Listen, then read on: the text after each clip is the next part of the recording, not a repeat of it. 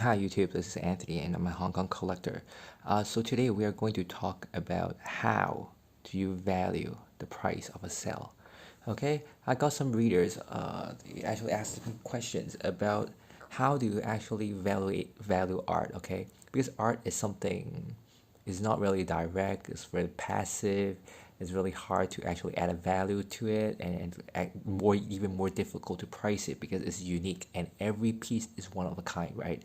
So today I will talk about different factors or parameters that we used in determining uh, how much is a piece, okay, of art. Especially today we're going to talk about cell animation art, okay, which is animation cells, okay, to be short, okay. So first thing, because art is something that you can't actually easily tell or actually quantify, because something that you can't quantify is really hard to determine the price, right? But we usually use different methods. The first thing we would use is that like for example, this time we're going to use CARDCAPTORSAKURA, okay, for our example, and then this is a very famous character, okay, of Yue, okay, one of the cards and one of the guardians of Sakura, okay.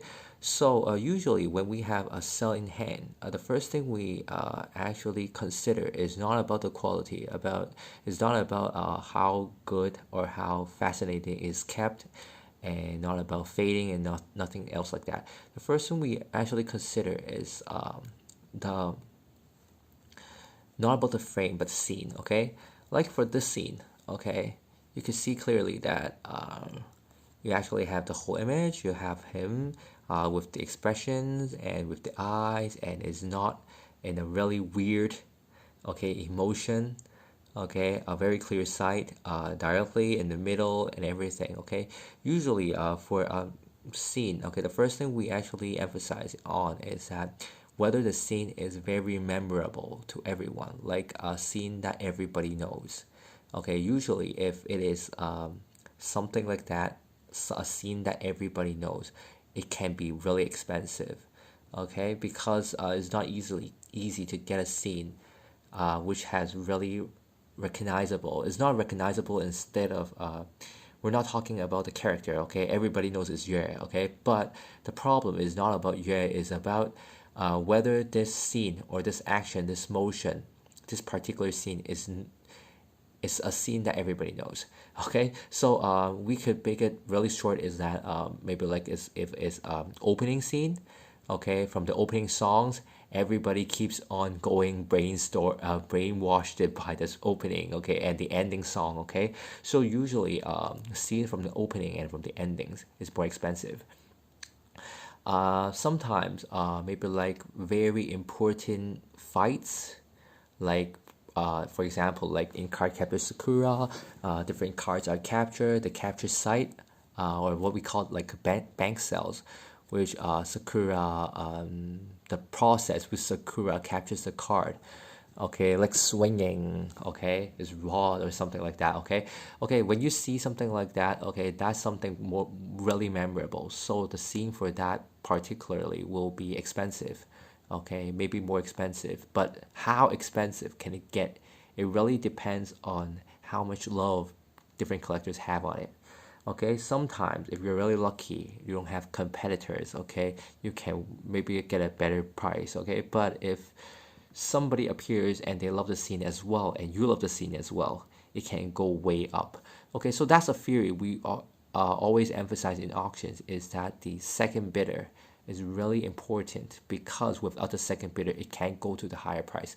What I mean is, like for example, like I would say like for this scene, okay, it costs like would maybe like 10,000 Hong Kong dollars, okay, something like that, okay. I'm just giving an example, okay, 10,000 Hong Kong dollars. But there is a crazy person who really loves the scene and they will offer like 50,000 Hong Kong dollars, okay, for example, okay. It won't go up to 50,000 Hong Kong dollars in an auction, right? Okay, unless somebody plays a bid of like 49. Okay, you know what I mean, right? If the second bidder only offers like 10,000 Hong Kong dollars, even if the first bidder is willing to pay 1 million, it would only end one bit higher than 10,000 Hong Kong dollars. Okay, that's the story.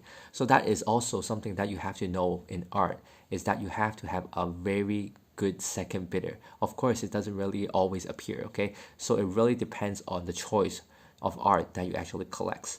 Okay, so you have a very good impression, you have a very cool scene, okay? You got Yue with a very nice eyes, etc., okay? Then you can actually value it, okay? But it's more easier to value a scene is that you have another scene or another scene from another character like this one. Okay, in this expression you can see that it is actually using like some of his technique. Very interesting is that in CARDCAPTORSAKURA there is no name for any of the skills that are used. Okay, so you usually like use something which is like crystal, the ice, something like that. Okay, but there isn't a name for it.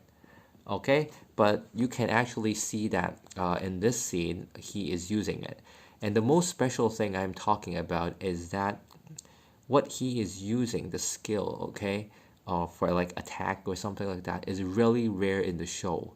Only some, only a very few cuts that actually attack the people. Okay, so this makes, yeah, very special and very rare for the scene. So if you compare the two, okay, it was no doubt that this one will be much more expensive, and the facial expression as well. You can compare the two slightly at least. Okay, you can see that like for the two scenes, if you have like the, if it costs the same, you will easily go to the upper way, right? Yeah, a more cooler, more aggressive scene, and especially a more rare scene. Okay, this is something we're talking about art, is that usually the most easy way to actually value it is that you can compare with different stuff.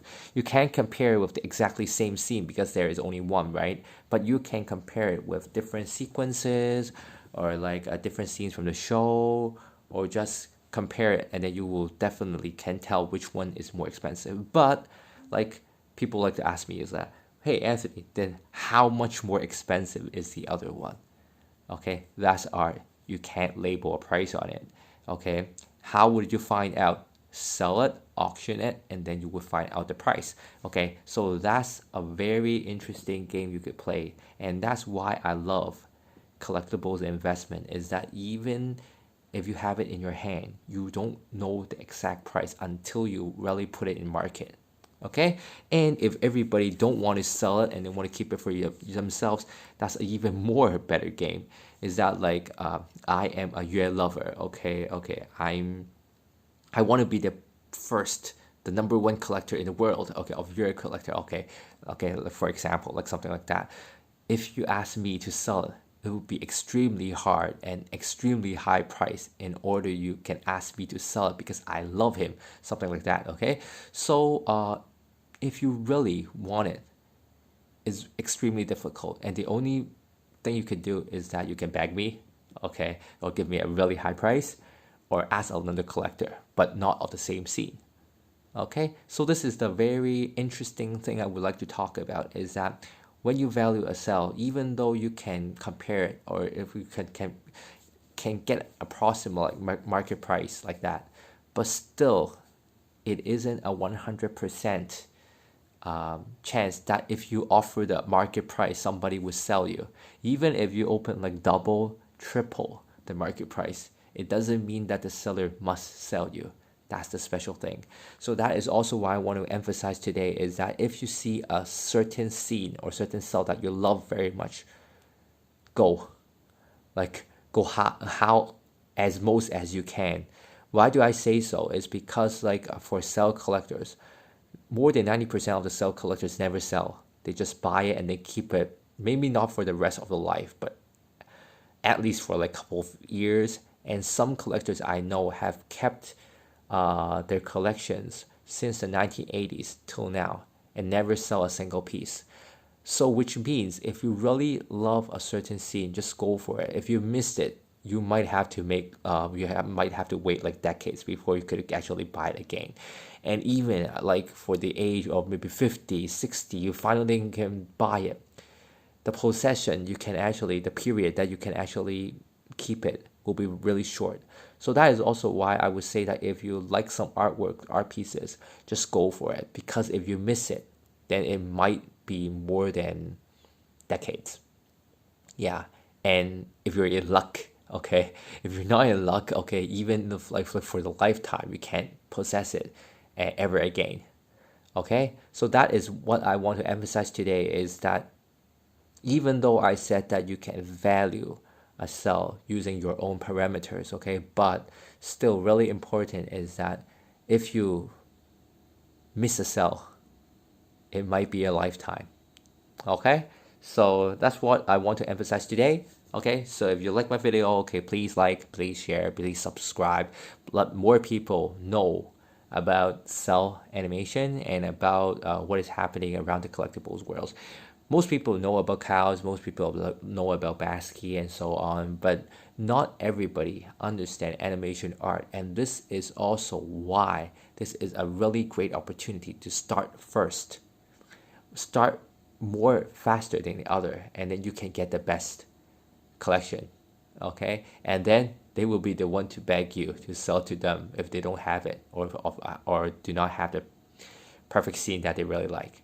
Okay, that's a special thing, and that's the game. Okay, enjoy cell hunting, and thank you. Okay, the next video we're talking about will be about what is Doga and what is Ganga. Okay, that's a very critical keyword that we're talking about, and maybe like if you hear a lot from different collectors, and something that you actually have to know before you can start the hobby. Okay, so I'll talk about that in the next video. Okay, see you. Bye.